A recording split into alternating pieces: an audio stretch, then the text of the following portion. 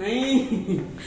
तो अभी हाल ही में मैंने एक ट्वीट किया था जहां पे मैंने बताया था कि भाई इस वाले स्मार्टफोन में कुछ विशेष है, तो आज हम इसी बारे में बात करेंगे। तो ये है पोको X4 Pro 5G। तो आज हम जानेंगे भाई इसमें विशेष क्या है। अब यहाँ पे जब हम अंडर 20,000 एक स्मार्टफोन की बात करते हैं और उसमें 5G कैपेबिलिटीज भी होती हैं, तो आपने देखा होगा कि कॉस्ट कटिंग या फिर कहें कि कॉम्प्रोमाइजेस आपको देखने को मिल जाते हैं उनमें। जैसे उदाहरण के तौर पर लेते हैं कि भाई डिस्प्ले क्वालिटी, तो यहाँ पे 120 हर्ट्ज की एक एमोलेड डिस्प्ले मिल जाती है। तो डिस्प्ले के डिवीजन में कोई भी कॉस्ट कटिंग नहीं करी गई है और डिस्प्ले ब्राइट भी है।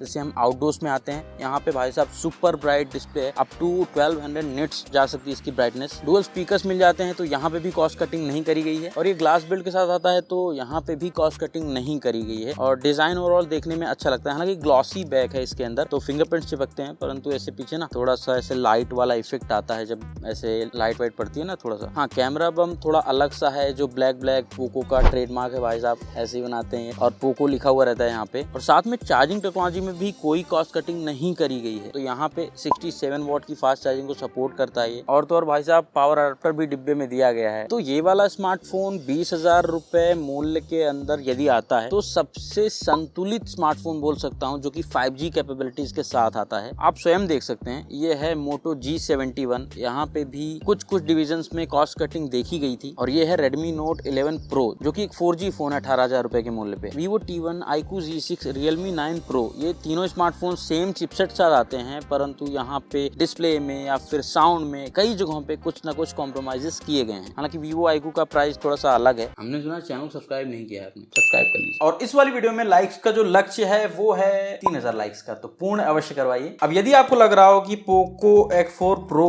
ये X3 Pro का एक सक्सेसर या फिर एक अपग्रेड है, तो हमारा उत्तर होगा नहीं। वैसे यहाँ पे एक ग्राफ देख सकते हैं जो कि पोको ने ही शेयर किया है, जिसमें उन्होंने कंपेयर करके दिखाया कि भाई पोको X3 Pro और X4 Pro में मतलब क्या अंतर है। X3 Pro क्या था कि अंडर 20,000 एक परफॉर्मेंस सेंट्रिक स्मार्टफोन था। वहां पे LCD डिस्प्ले मिलती थी, 48 मेगापिक्सल का कैमरा मिलता था, थोड़ा बल्की था, थोड़ा भारी फोन था। हालांकि 20,000 रुपए मूल्य पे यदि किसी को भी रेकमेंड करना पड़ता था कि भाई गेमिंग के लिए स्मार्टफोन चाहिए, तो आंखें बंद करके मैं भी और बहुत सारे क्रिएटर्स भी पोको X3 Pro को रेकमेंड करते आए हैं। परंतु ये पोको X4 Pro ये एक बैलेंस स्मार्टफोन लगा मुझे। यहाँ पे स्नैपड्रैगन 695 चिपसेट मिल जाता है, जो कि पावर इफिशिएंट है। UFS 2.2 स्टोरेज मिल जाती है। जो ऑन पेपर परफॉर्मेंस है इसकी वो अच्छी है। जैसे Antutu, Geekbench कोर्स देखते हैं ना, तो वहां पे अच्छा परफॉर्म करता है। और BGMI जैसे गेम्स में आप 40 FPS में गेम प्ले कर सकते हैं इसमें, जबकि X3 Pro में क्या था कि भाई स्नैपड्रैगन 860 था, तो वहां पे आपको 60 FPS गेमिंग मिल जाती थी। वैसे एक रोचक बात बताना चाहूंगा कि पिछले कुछ वर्षों में ये पहली बार हो रहा है कि 20,000 रुपए मूल्य के नीचे अधिकतर स्मार्टफोन जो आ रहे हैं ना, वो BGMI या फिर PUBG में 60 FPS गेमिंग को सपोर्ट नहीं करते। नहीं तो पहले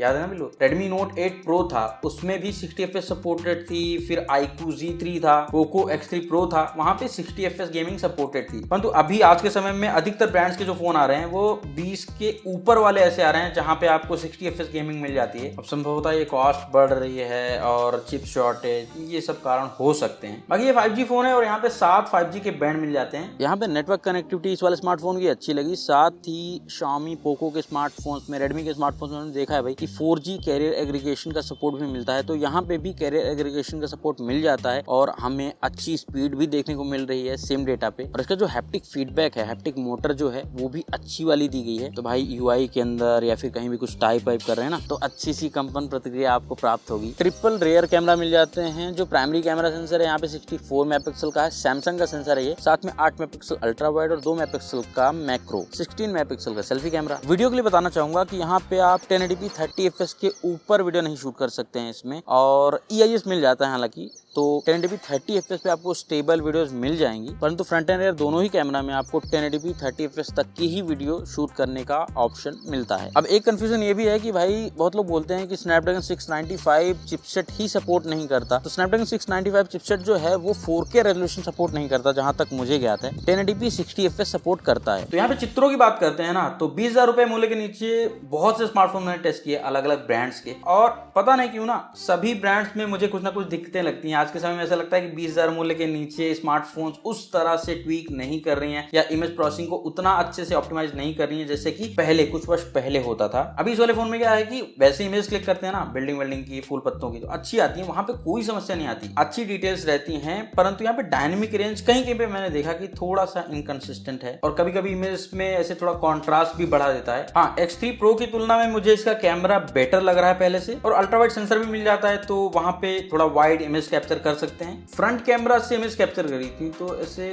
स्किन टोन्स को ना मतलब उतने अच्छे से मैनेज नहीं कर रहा है ऐसा मुझे लग रहा है, क्योंकि थोड़ा वाइट वाइट सा कर दे रहा है। परंतु भाई साहब हमसे रहा नहीं गया और हमने इसमें गूगल कैमरा अर्थात Gcam ट्राई कर लिया, और Gcam का उपयोग करके भाई इमेज क्वालिटी ड्रास्टिकली चेंज हो जाती है। त्वचा के रंगों में और ओवरऑल जो इमेज क्वालिटी है उसमें पृथ्वी और आकाश जितना अंतर समझ में आया। फ्रंट पोर्ट्रेट तो भाई साहब Gcam की कमाल लगे एकदम। हाँ, ये नहीं कह रहा हूँ कि Gcam के बेसिस पे जज करिए इसके कैमरा को, जो प्राइमरी कैमरा है उसको इंप्रूवमेंट की जरूरत है, परंतु जो Gcam उपयोग करते हैं ना उनके लिए एक विकल्प मिल जाता है कि हाँ Gcam इसमें बढ़िया से चल रहा है। बाकी जो गूगल कैमरा मैंने ट्राई किया है इसके ऊपर, उसका लिंक आपको डिस्क्रिप्शन में दे दूंगा, डाउनलोड करिए, मौज करिए, परंतु भाई साहब यूट्यूब पे याद रखिएगा हमको। बाकी कुछ और स्मार्टफोन्स के साथ भी इसके कैमरा कंपैरिजन चल रहा है, वो बहुत जल्द आपको मिल जाएगा। बाकी Xiaomi, Redmi, Poco के स्मार्टफोन्स में आपको एयर ब्लास्टर मिल जाता है, यहाँ पे भी है, और IP53 रेटिंग मिल जाती है, तो जैसे पानी में छींटे पड़ जाएंगे ना भाई साहब, झिल जाता है। साइड माउंटेड फिंगरप्रिंट सेंसर मिलता है जो कि तीव्र है, फिर से कहूंगा, फिर से अर्थात भाई Xiaomi के अधिक स्मार्टफोन में साइड माउंटेड होता है और अच्छा कार्य करता है, इसमें भी कर रहा है। और ये बॉक्सी डिजाइन के साथ आता है, जैसे Redmi Note 11 Pro है और ये Poco X4 Pro 5G है। डिजाइन बिल्ड ऐसे ना बहुत सिमिलर सी है, बहुत समान सी है, बॉक्सी सा डिजाइन, सब कुछ समान ही है भाई, बस रंगों का अंतर है और ये पीछे कैमरा मॉड्यूल थोड़ा सा अंतर है। हाँ। अब बैटरी में 5000 mAh की मिल जाती है,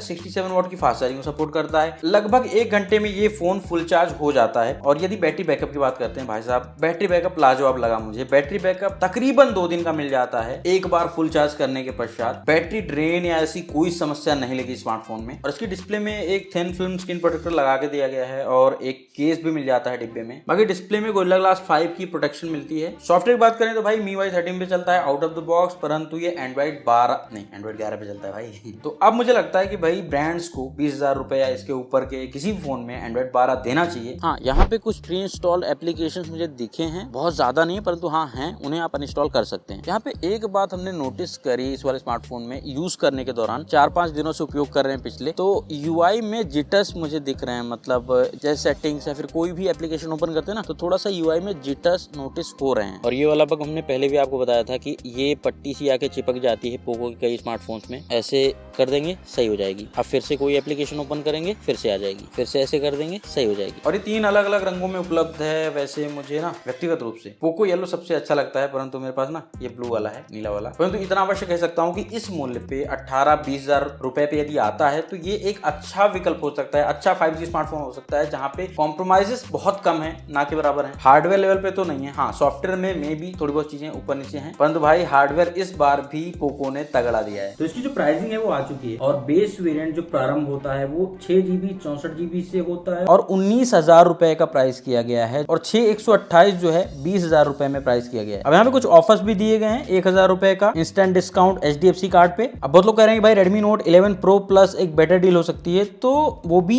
अच्छा विकल्प हो सकता है, ये भी अच्छा विकल्प है। अब वहाँ पे लगभग 1,000 रुपए एक्स्ट्रा आपको देने पड़ सकते हैं, साथ में 64GB वेरिएंट भी नहीं है वहाँ पे, तो किसी का बजट एकदम से टाइट है तो इसकी तरफ जा सकते हैं। बाकी कैमरा में ऐसे ऑन पेपर देख के तो अंतर दिख रहा है, परंतु इतना कह सकता हूँ कि इतना मेजर कोई चेंज नहीं होगा जो कि एक डील ब्रेकर पॉइंट बन सके, ऐसा मुझे अभी लग रहा है। वैसे आप किसी स्मार्टफोन के साथ इसका फुल कंपैरिजन देखना चाहते हैं तो आप टिप्पणी के माध्यम से बता सकते हैं। तो मित्रों आज वीडियो में फिलहाल इतना ही। यदि आपके और भी कुछ प्रश्न हो तो आप टिप्पणी के माध्यम से पूछ सकते हैं, और हम मिलते हैं आपसे अगली वीडियो में। नमस्कार।